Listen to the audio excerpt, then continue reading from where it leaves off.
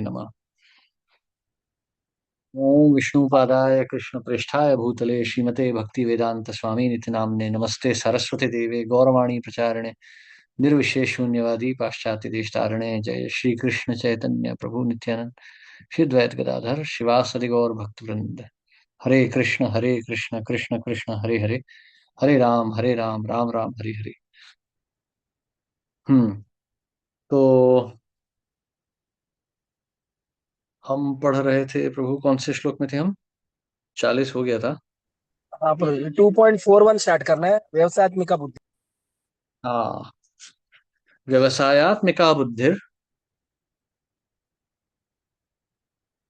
व्यवसायिक बुद्धि एके कुरु नंदन। एके है कुरुनंदना। एक हे कुरुनंदन। बहुशाखा ह्यनन्ताश्च बहुशाखाय बहुशाखा बहुशाखा नन्दन नंदन। बुद्धयो अव्यवसायिनाम्। बुद्धयो बुद्धयो व्यवसायिना। अव्यवसायी नाम। हाँ, कोई पढ़ना चाहेगा?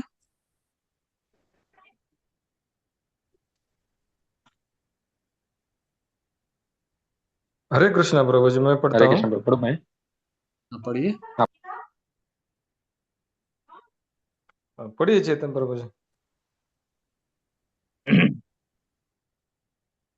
जो इस मार्ग पर चलते हैं वे प्रयोजन में ढूंढ रहते हैं और उनका लक्ष्य भी एक होता है। हे कुरुनंदन, जो दृढ़ दृढ़ प्रतिज्ञ नहीं है, उनकी बुद्धि अनेक शाखाओं में विभक्त रहती है। तात्पर्य शिलवर की जय। यह दृढ़ श्रद्धा की भूषण भावनाओं द्वारा मनुष्य जीवन की सर्वोच्च सिद्धि प्राप्त कर सकेगा। व्यवसाय का बुद्धि कहलाती है। चैतन्य चरितामृत में मध्य 22.62 में कहा गया है कि श्रद्धा शब्दे विश्वास कहे शुद्ध निश्चय कृष्ण भक्त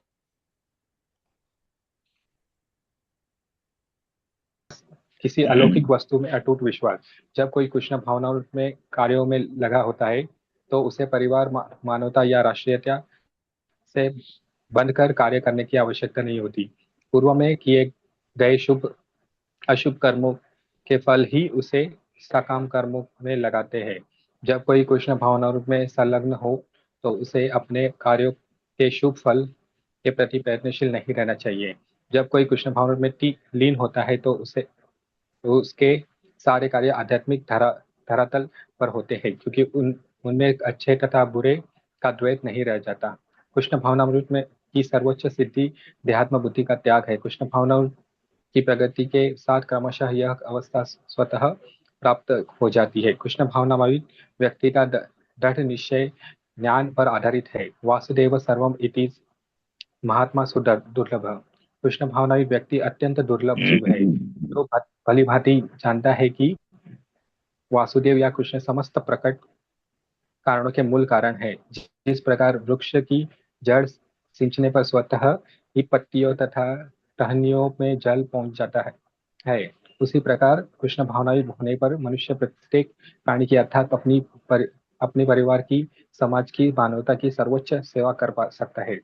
यदि मनुष्य के कर्मों में कृष्ण प्रसन्न हो जाए तो प्रत्येक व्यक्ति संतुष्ट होगा, किंतु कृष्ण भावना में सेवा गुरु के समर्थ निर्देशन में ही ठीक से हो पाती है, क्योंकि गुरु कृष्ण का प्रामाणिक प्रतिनिधि होता है जो शिष्य के स्वभाव से परिचित होता है और उसे कृष्ण भावना की दिशा में कार्य करने के लिए मार्ग दिखा दिखा सकता है। अतः कृष्ण भावना में दक्ष होने के लिए मनुष्य को दृढ़ता से कर्म करना होगा और कृष्ण के प्रतिनिधि की आज्ञा का पालन करना होगा। उसे गुरु के उपदेशों को जीवन का लक्ष्य मान लेना होगा। श्री विश्वनाथ चक्रवर्ती ठाकुर ने की प्रसिद्ध प्रार्थना में उपदेश दिया है, जैसे प्रसादात भगवत प्रसादो यस्य प्रसादात न गति कुतोपि ध्यानस्तु तस्य यस्य श्री संगे वंदे गुरु श्री चरणारविंद।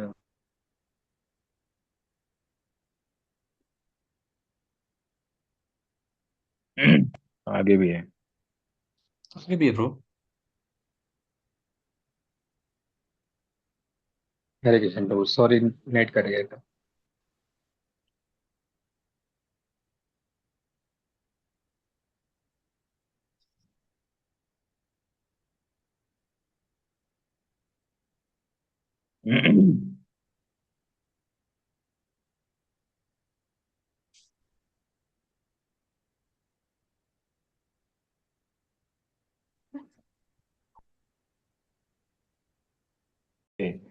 सैद्धांतिक रूप में नहीं, वरन व्यवहारिक रूप में पूर्ण आत्मज्ञान पर निर्भर करती है।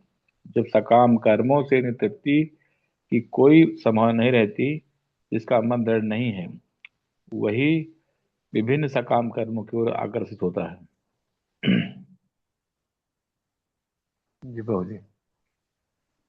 हम्म। हरे कृष्णा, धन्यवाद प्रभु। हम्म। व्यवसायत्मिका बुद्धिर एके हे कुरुनंदना। देखिए। हम्म।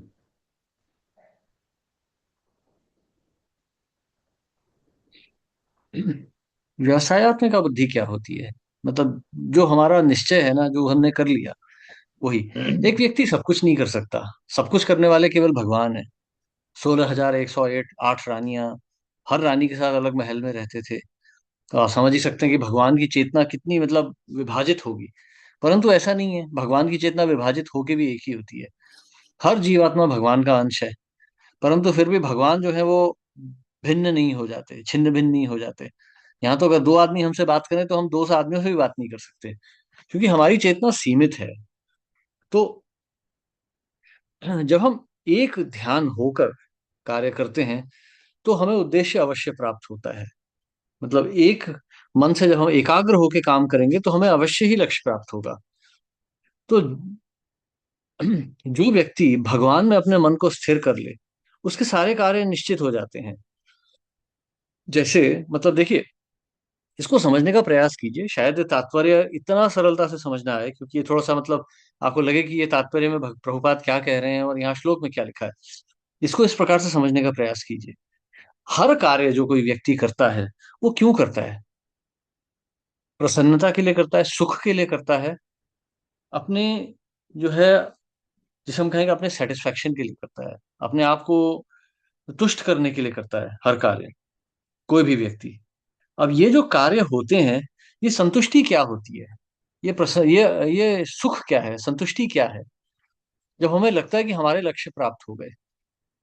हो सकता है किसी के लिए विवाह करना हो, किसी के लिए नौकरी करना हो, किसी के लिए पढ़ाई करना हो, ये सारे लक्ष्य होते हैं। परंतु आप ध्यान से विचार कीजिए, ये लक्ष्य जो है ये प्राप्त होते हैं और फिर असंतुष्टि का कारण बनते हैं।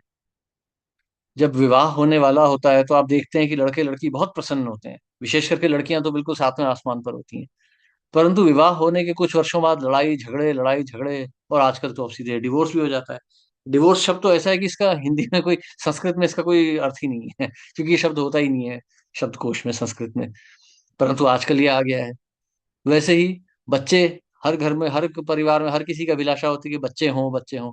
फिर बच्चे हो जाते हैं तो लड़ाई झगड़े, अरे ये बच्चा ये नहीं करता, वो नहीं करता, पढ़ाई नहीं करता, ऐसा है वैसा है, सब कुछ।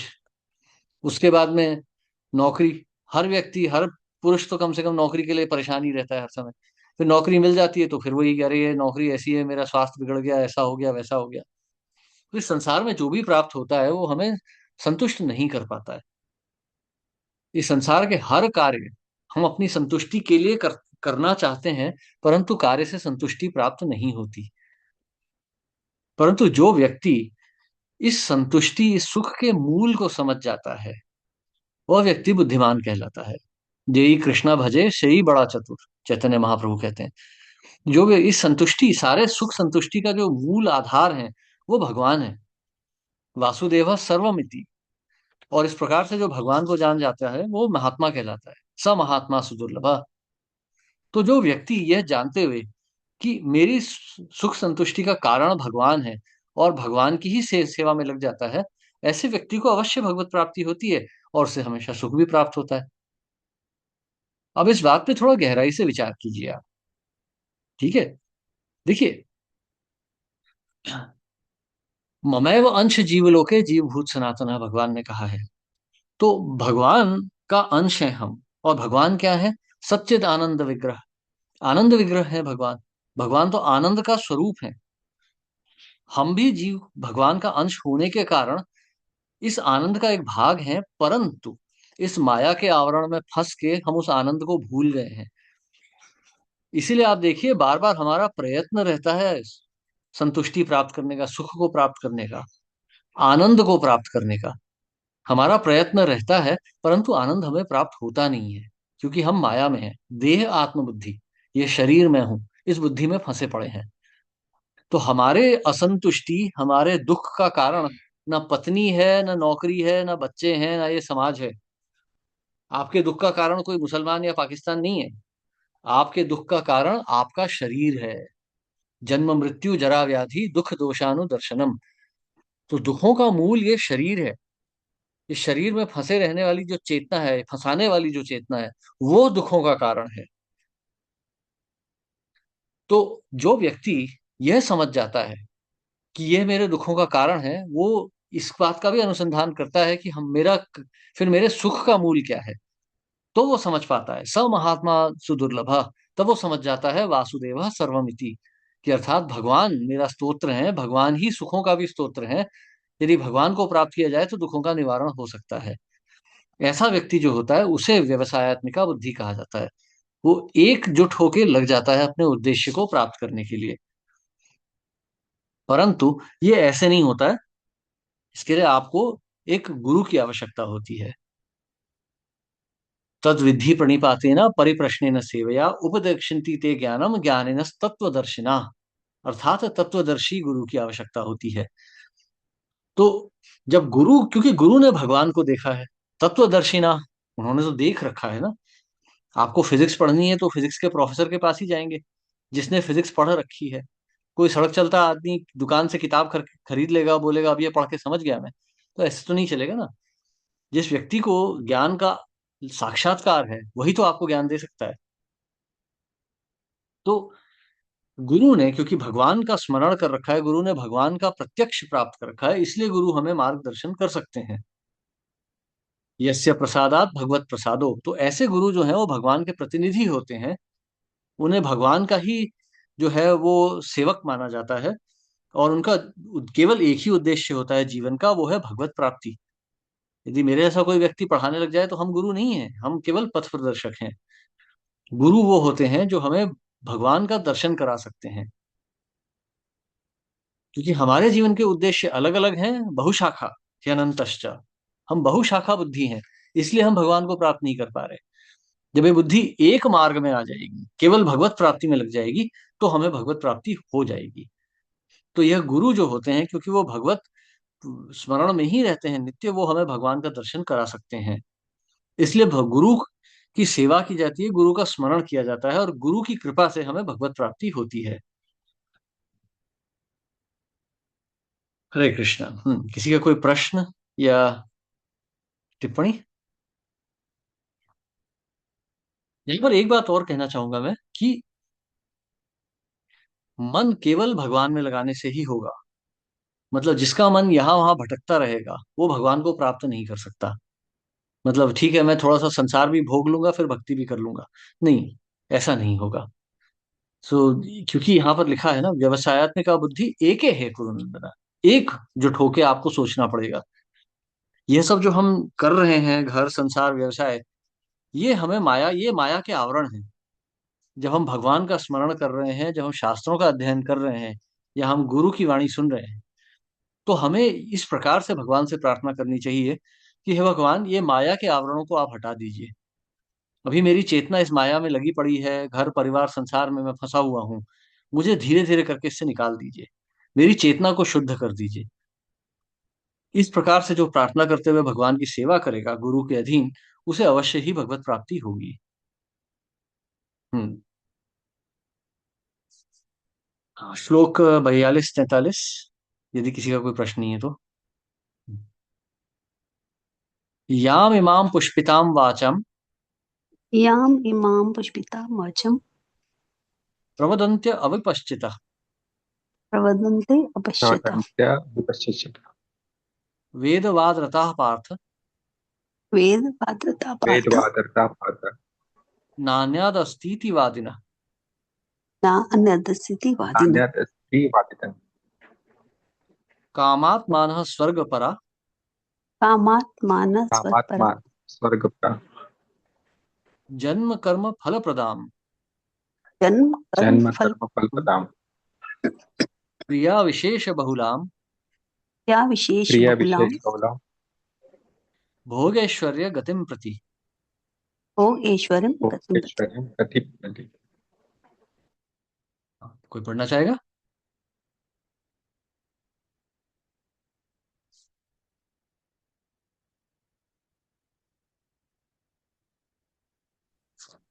हरे कृष्ण प्रभु पढ़ता हूँ। हाँ पढ़िए।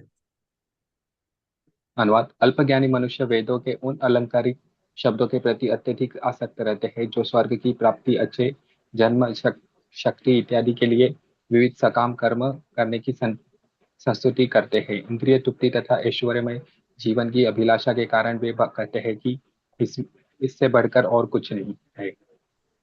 तात्पर्य श्रील की जय। साधारणतः सब लोग अत्यंत बुद्धिमान नहीं होते और वे अज्ञान के कारण वेदों के कर्मकांड भाग में बताए गए सकाम कर्मों के प्रति अत्यधिक आसक्त रहते हैं। वे स्वर्ग में जीवन का आनंद उठाने के लिए इंद्रिय तृप्ति कराने वाले प्रस्ताव से अधिक और कुछ नहीं चाहते। जहाँ मदिरा तथा तरुणियां उपलब्ध है और भौतिक ऐश्वर्य सर्व सामान्य है, वेदों के स्वर्ग लोक पहुंचने के लिए अनेक यज्ञों की संस्तुति है, जिनमें ज्योतिषोम यज्ञ प्रमुख है। वास्तव में वेदों में कहा गया है कि जो स्वर्ग जाना चाहता है उसे ये यज्ञ संपन्न करने चाहिए, और अल्पज्ञानी पुरुष सोचते हैं कि वैदिक ज्ञान का सारा अभिप्राय इतना ही है। ऐसे लोगों के लिए कृष्ण भावनामृत के जड़ कर्म में स्थित हो पाना अत्यंत कठिन है। जिस प्रकार मूर्ख लोग विषैले वृक्षों के फूलों के प्रति बिना यह जाने कि इस आकर्षण का फल क्या होगा आसक्त रहते हैं, उसी प्रकार अज्ञानी व्यक्ति स्वर्गिक ऐश्वर्य तथा तज्जनिक इंद्रिय भोग के प्रति आकृष्ट रहते हैं। वेदों के कर्मकांड भाग में कहा गया है कि अपाम सो स्मुता हम अभूम तथा अक्षय वै चातुर्मसी याजीना सुख भवती। दूसरे शब्दों में, जो लोग चतुर्मास तप करते हैं वे अमर तथा सदा सुखी रहने के लिए सोम रस पीने के अधिकारी हो जाते हैं। यहाँ तक कि इस पृथ्वी में भी कुछ लोग सोम रस पीने के अत्यंत इच्छुक रहते हैं, जिससे वे बलवान और बने और इंद्रिय तृप्ति का सुख पाने के में समर्थ हो। ऐसे लोगों को भव बंधन से मुक्ति में कोई श्रद्धा नहीं होती और वे वैदिक यज्ञों की तड़क भड़क में विशेष आसक्त रहते हैं। वे सामान्यतः विषयी होते हैं और जीवन में स्वर्गिक आनंद के अतिरिक्त और कुछ नहीं चाहते। कहा जाता है कि स्वर्ग में नंदन कानन नामक अनेक उद्यान है, जिनमें देवी सुंदरी स्त्रियों का संग तथा प्रचुर मात्रा में सोमरस उपलब्ध है। ऐसा शारीरिक सुख निस्संदेह विषयी है। अतः ये लोग वे हैं जो भौतिक जगत में स्वामी बनकर ऐसे भौतिक अस्थायी सुख के प्रति आसक्त है। हरे कृष्ण प्रभु, धन्यवाद। हरे कृष्णा, धन्यवाद प्रभु। अल्पज्ञानी मनुष्य वेदों व उनके अलंकारित शब्दों के प्रति अत्यधिक आसक्त रहते हैं, जो स्वर्ग के प्रति अच्छे जन्म, शक्ति इत्यादि के विविध सकाम कर्म करने की संस्तुति करते हैं। इंद्रिय तृप्ति तथा ऐश्वर्यमय जीवन की अभिलाषा के कारण वे कहते हैं कि इससे बढ़कर और कुछ नहीं है। देखिए, इसमें आपकी गलती नहीं है। यदि आप अभी संसार में फंसे पड़े हैं, आप यदि देख रहे हैं कि मतलब भोग में लगे हुए हैं, तो इसमें आपकी गलती नहीं है। देखिए, जैसे पुलिस भी होती है ना, पहले अपराध को बहुत कम सजा दी जाती है। तो क्योंकि व्यक्ति अज्ञानी है, उसे पता नहीं था, जैसे गलती से आपने मान लीजिए गलत साइड में चला दी गाड़ी या कुछ हो गया, तो पुलिस आपको कभी कभी छोड़ देती है कि ठीक है, पहली बार कर रहे हो, तुम्हें पता नहीं था, अज्ञान के कारण। परंतु जो व्यक्ति ज्ञान प्राप्त करके करेगा, फिर उसे कड़ा दंड मिलता है। तो जब तक हम अज्ञान में जी रहे हैं, तब तक संसार के नियम इतनी निष्ठुरता से हम पर नहीं लागू होते। परंतु एक बार ज्ञान प्राप्त हो गया और उसके बाद फिर हमने नियमों को तोड़ा, तो फिर हमें कड़ा दंड मिलेगा। तो यहाँ पर भगवान कह रहे हैं कि देखो अर्जुन, तुम ये सब जो सोच रहे हो, ये संसार को भोगने का, ये संसार के भोगने के लिए तो रोना धोना हो रहा था ना अर्जुन का, कि मेरे सगे संबंधी मारे जाएंगे, ये हो जाएगा, ऐसा हो जाएगा, वैसा हो जाएगा, तो मुझे दुख होगा। अपने दुख के बारे में सोच रहे थे, भोग के बारे में ही सोच रहे थे। तो भगवान अब अर्जुन से कह रहे हैं कि जिन व्यक्तियों की बुद्धि अल्प होती है, अल्प ज्ञानी, जिनका ज्ञान ज्यादा नहीं होता, वो इन चीजों में फंस जाते हैं। तो यही नहीं है। अब जैसे यहाँ पर तो लिखा है, स्वर्ग के बारे में वर्णन आता है, सुंदर तरणियों का संग, सोम रस का पान, नंदन कानन उद्यान, ये सब का वर्णन आ रहा है। अब यहाँ तो ऐसा कुछ नहीं है। तो हमारे संदर्भ में इसको कैसे समझें? आजकल तो वेदों की कोई बात भी नहीं करता है। हमारे संदर्भ में यदि हम इसे समझने का प्रयास करें, तो हम इसे कह सकते हैं यही, ये आईआईटी आईआईएम्स की डिग्री हो गई, मेडिकल की डिग्री हो गई, या उसके बाद में हम फिर बड़ी बड़ी मल्टीनेशनल कंपनी में काम कर रहे हैं, बड़ी बड़े फ्लैट खरीद रहे हैं, गाड़ियां खरीद रहे हैं। ये इसी प्रकार का तो ये भोग तो, मतलब आधार तो यही है ना, केवल हमारा इंद्रियों का भोग। चाहे स्वर्ग में करें, चाहे धरती पर करें, चाहे उसे प्राप्त करने के लिए हम वेदों का पठन करें, चाहे हम इंजीनियरिंग की टेक्स्ट बुक्स पढ़ें, उद्देश्य तो एक ही है, इंद्रियों का भोग। तो दोनों को हम एक ही तरह से समझ सकते हैं। जैसे शास्त्रों में लिखा है कि आप जैसे ज्योतिषोम यज्ञ कीजिए तो आपको स्वर्ग प्राप्त होगा, वहां पे अप्सराओं का संग मिलेगा, सोमरस पीने को मिलेगा, नंदन कानन वन मिलेंगे। बहुत सुंदर है। आप उसे हमारे संदर्भ में देख लीजिए कि ठीक है भाई, फिजिक्स केमिस्ट्री मैथमेटिक्स पढ़ लो, आईआईटी मिल जाएगा। आईआईटी करोगे तो फिर अमेरिका चले जाओगे, वहां पे अच्छे अच्छे शहर देखने को मिलेंगे, सुंदर सुंदर अमेरिकन लड़कियां मिलेंगी, तो आपको वहां भोग करने को मिलेगा। इसे हम इसी संदर्भ में समझ सकते हैं। और यदि ट्रांसलेशन करें इसका, तो हम अनुवाद करके देखें अपनी परिस्थितियों में, तो ऐसे ही समझ सकते हैं हम। तो ये बहुत बुद्धि वाली बात नहीं है, क्योंकि इन सब का अंत होता है। भगवान आगे बताएंगे गीता में कि ये सब सुखों का एक एक शुरुआत है और इनका अंत है। तो इससे ज्यादा हम, मतलब ठीक है इसमें सुख है, ऐसा नहीं कह रहा हूं कि इसमें कोई सुख नहीं है। सुंदर स्त्रियों के संग में, या गाड़ियों को चलाने में, या बड़े बड़े महलों में रहने में सुख है, परंतु क्षण भंगुर है। वो आएगा, समाप्त हो जाएगा।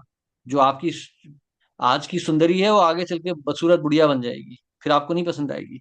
जो आपका सुंदर सा महल है, वो टूट फूट के खंडर हो जाएगा।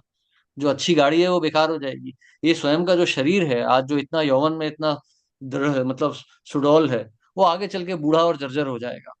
तो संसार के सुखों का एक आदि है और एक अंत है, और बुद्धिमान व्यक्ति इसमें नहीं रहता। न तेषु रमते बुधा, भगवान कह रहे हैं। आद्य अंतवतः कौन्तेय न तेषु रमते बुधा, कि जो व्यक्ति है, बुद्धिमान व्यक्ति है, वो ऐसे सुखों का भोग नहीं करता। क्योंकि ये भोग, ये जो सुखों के भोग हैं, हमें आसक्त कर देते हैं संसार से। हमारा हमारा अटैचमेंट हो जाता है इस दुनिया से, बाद में इन्हें छोड़ना असंभव हो जाता है, बहुत दुखी हो जाते हैं हम। तो इसीलिए भगवान इस दुखों में ना पड़े, इसलिए अर्जुन को कह रहे हैं कि पहले ही इन विषयों के बारे में ज्यादा विचार मत करो। क्योंकि इन सुखों में पड़ने वाला व्यक्ति जो है, वो अल्प बुद्धि है, छोटी बुद्धि, क्षीण बुद्धि का व्यक्ति है। यहाँ लिख रहे हैं ना कि जैसे एक मूर्ख होता है, वो जहरीले पेड़ के फूलों से आकर्षित हो जाता है, उसी प्रकार से एक अल्प बुद्धि व्यक्ति, एक मूर्ख व्यक्ति जो है, वो ये स्वर्ग के आकर्षणों से जुड़ जाता है, इनकी तरफ वो आकर्षित हो जाता है, स्वर्ग की तरफ। और उसके बाद में उसका पतन हो जाता है। आ ब्रह्म भुवनाल लोक पुनरावर्तिनो अर्जुना, भगवान कह रहे हैं। ब्रह्मलोक भी आप जाएंगे तो यहीं आना होगा, धरती पर ही आना पड़ेगा। यदि मुक्ति प्राप्त करनी है, तो ये जन्म प्राप्त करना ही पड़ेगा। आप में से कुछ हैं जो स्वर्ग से आ रहे होंगे, कुछ पिछले जन्म में भी मनुष्य ही थे, कुछ किसी और लोक से आ रहे होंगे। इस लोक में जब हम आते हैं, मनुष्य शरीर जब प्राप्त होता है, वो भगवत प्राप्ति के लिए ही केवल प्राप्त होता है। तो ऐसी भोगों को प्राप्त, जो ऐसे भोगों में लिप्त होने वाला व्यक्ति, जो अपने आध्यात्म का विचार नहीं करता, उसे यहाँ पर भगवान अल्प बुद्धि या मूर्ख कह रहे हैं। हरे कृष्णा। इसी का कोई प्रश्न या टिप्पणी?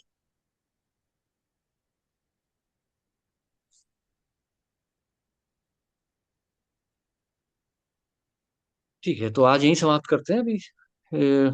अगला श्लोक थोड़ा सा लंबा जाएगा, थोड़ा सा समय समझने में समय आए लगेगा। या ठीक है, एक श्लोक और ले लेते हैं, इसको समाप्ति करते हैं आज। भोगैश्वर्य प्रसक्ता नाम भोगेश्वरे प्रसक्तानां योगेश्वर तयापहृत तयापहृत चेतसाम माया दया पात्र चेतस रसायात्मिका बुद्धि व्यवसायात्मिका व्यवसायिता बुद्धि समाधौ न विधीयते। माधव न माधव विधीयते। न विधीयते। हाँ। माता जी का क्वेश्चन है माता प्रभु जी। जी को कुछ तो डाउट है प्रभु, चेक किया है। आ, किसी को कोई प्रश्न है? हाँ पूछिए। कीर्ति माता जी, आपको कोई प्रश्न है? आप कुछ पूछ रहे थे। हरे कृष्णा प्रभु जी। हरे कृष्णा। मुझे ये पूछना था कि प्रभु जी कहीं ना कहीं जैसे इंसान बिना पैसे के तो सरवाइव नहीं कर सकता इस दुनिया में, ये तो सच है। सबको अपनी सेहत को अच्छा रखने के लिए, अपने आप को सुरक्षित रखने के लिए घर चाहिए, वस्त्र चाहिए और भोजन चाहिए अच्छा, ताकि हमारा शरीर स्वस्थ रहे। तो ये इच्छा तो रहती है कि हमारे पास पैसा होना चाहिए। तो ये इच्छा तो नहीं मरती प्रभु जी, अंदर से खत्म नहीं होती ये इच्छा ना। ये तो जरूरी चीज बहुत। है ना प्रभु जी, बेसिक। हाँ बहुत अच्छा प्रश्न है। देखिए, अपने निर्वाह के लिए तो हमें कर्तव्यों का पालन करना ही होता है। वो तीसरे अध्याय में भी आएगा इसका उत्तर। ये इस हमें अपने कर्तव्यों का पालन करना है शरीर के निर्वाह के लिए। परंतु ये चेतना हमें रखनी है कि ये शरीर एक दिन समाप्त हो जाएगा। शरीर से जुड़ा हुआ सभी कुछ जो है, शरीर से संबंधित जो भी वस्तु है, वो भी समाप्त हो जाएगी और ये दुखों का कारण बनेगी। तो इसलिए हमें इस देखिए, यहाँ पर भी भगवान अर्जुन से ये नहीं कह रहे हैं संन्यास ले लो। उल्टा अर्जुन ही कह रहे थे कि मैं संन्यास लेना चाहता हूँ। भगवान अर्जुन से कह रहे हैं कि नहीं, संन्यास मत लो। कर्म योग के द्वारा धीरे धीरे अपनी चेतना को इस बुद्धि से ऊपर उठाओ। तो ये शायद आप उस समय नहीं थी, ये हमने पहले डिस्कस किया है जब हम इस भगवत गीता हमने शुरू की थी कि देखिए, अपने शरीर के निर्वाह के लिए, परिवार के पालन के लिए तो कर्तव्यों का पालन करना होता है, परंतु उतना ही जितने से शरीर और आत्मा एक साथ रह सकें। बाकी का जो काम है वो हमें केवल हमें अपने आत्मा को समझने में लगाना चाहिए बाकी का समय। कामस्य नेन्द्रियः प्रीतिर लाभो जीवेत यावत, जीवस्य तत्व जिज्ञासा नार्थो यश्चेह कर्म भी। मनुष्य शरीर जो है केवल आत्मा को समझने के लिए मिला है। अब शरीर मिल ही गया है तो उसका निर्वाह तो करना ही होगा। तो घर तो चाहिए, कपड़े चाहिए, भोजन चाहिए ही है। तो ये सब तो करने होते हैं, परंतु उतना ही जितने से मन संतुष्ट रह सके, बस उससे ज्यादा नहीं। जैसे अभी कहीं जाना है, ठीक है, हम बस में भी जा सकते हैं, या ठीक है स्कूटर लेके चले जाइए। मर्सिडीज खरीदने की क्या जरूरत है? घर ही खरीदना है तो कहीं ठीक है किसी छोटे शहर में भी रह सकते हैं। ये नहीं कि हम जा रहे हैं, मतलब वो कौन सा है वो बड़ा सा वो उसका है ना, Lodha one world world tower, 100 मंजिल के ऊपर खरीद रहे हैं, 100 करोड़ का घर खरीद रहे हैं। नहीं, ये हाँ नहीं नहीं। करना है। व्यवसाय करना है, ठीक है, छोटा मोटा कर लीजिए। ऐसा नहीं कि हमें तो जाके अमेरिका जाके बड़ा नौकरी करनी है, करोड़ों रुपए कमाने।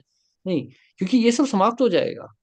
बिल गेट्स भी मर जाएगा तो उसके करोड़ों अरबों डॉलर वहीं के वहीं रह जाएंगे, वो कहीं साथ नहीं लेके जाने वाला। परंतु जितने समय में उसने ये करोड़ों डॉलर कमाने में लगा दिए थे, उतने समय में यदि भगवान का स्मरण किया होता तो ये शरीर से मुक्त हो जाता। अब मुक्त नहीं होगा। अब इस पैसे को पाने के लिए जितने पाप किए हैं उनका फिर आगे अब भुगतान करना होगा।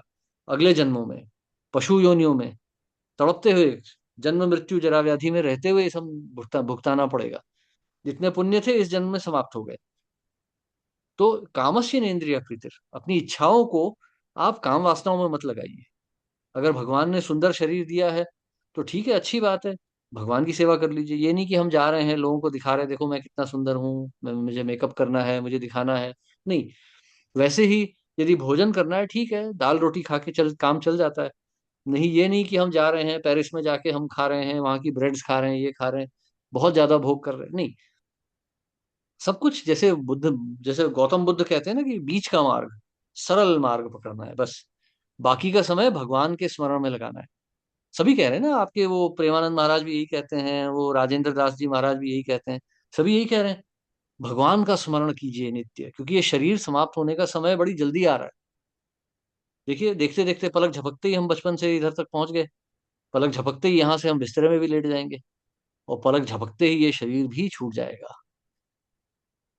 तो इस प्रकार से एक बुद्धिमान व्यक्ति को विचार करना चाहिए। आप रहिए, धीरे धीरे हम भगवत गीता में इन सब वस्तुओं को धीरे धीरे हम मतलब एकदम स्पष्ट कर देंगे, आप चिंता मत कीजिए। धन्यवाद प्रभु जी आपका बहुत बहुत। मतलब हमें आसक्त नहीं होना है, हमें हर चीज में सोचना है कि हम इसको कृष्णा जी को अर्पित कर रहे हैं, कृष्णा को अर्पित कर रहे हैं, हाँ। है ना। और शरीर का प्रयोग हम हाँ, उनकी भक्ति के लिए करें, धन का प्रयोग उनकी सेवा के लिए करें, मन से भी हम उनकी भक्ति करें। हाँ, और हरि नाम का स्मरण कीजिए। हरे कृष्ण कृष्ण कृष्ण हरे हरे, हरे राम राम राम हरे हरे। क्योंकि आपका अगला प्रश्न यही होगा कि हम चेतना शुद्ध कैसे करें। मतलब अब जहाँ है नाम वहां तो है ना, घर है, अगर बड़ा 3 BHK फ्लैट है तो उसे छोड़ के कल तो झोपड़ी में नहीं जा सकते हम। हम्म। तो अब अगर बीवी बच्चे हैं, घर बार है, उन्हें तो छोड़ के नहीं भाग सकते आज के आज ही, ये बोल के कि देखो मैं साधु बन गया। तो हम कैसे करें? तो सरल मार्ग है हरि नाम का स्मरण। भगवान कह रहे हैं चेतो दर्पण मार्जनम भव महादावाग्नि निर्वापणम। अर्थात हरि नाम का स्मरण, जैसे हमने बताया अभी हरे कृष्ण महामंत्र, इसका जप नित्य करने से मन का मैल धीरे धीरे साफ होता है। चेतो दर्पण मार्जनम, मन का जो दर्पण है साफ हो जाता है। भव महादावाग्नि निर्वापणम, ये संसार की कठिनाइयां जो हमें इतना कष्ट दे रही हैं, ये धीरे धीरे छूटने लग जाती हैं। तो गीता का पाठ कीजिए, आप गीता पढ़िए, समझिए हमारा मतलब हमारी फिलॉसफी क्या है। और जब आप हरि नाम का स्मरण करेंगी तो धीरे धीरे आपकी चेतना शुद्ध हो जाएगी। हम अभी कहते हैं ना व्यवसायत्मिका बुद्धि एक है कुरु नंदना। तो आपकी बुद्धि दृढ़ हो जाएगी हरि नाम के स्मरण से। हरि के प्रति प्रेम उत्पन्न होगा आपके मन में। तो आप अपने आप ये सब संसार को छोड़ पाएंगी, आपको नहीं छोड़ना पड़ेगा, जबरदस्ती दुख उठाने नहीं पड़ेंगे। अपने आप आपका मन इन सब चीजों से हट जाएगा, आपको प्रसन्नता होगी अंदर से।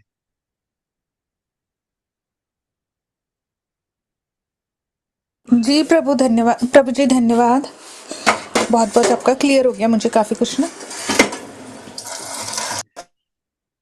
हरे कृष्णा।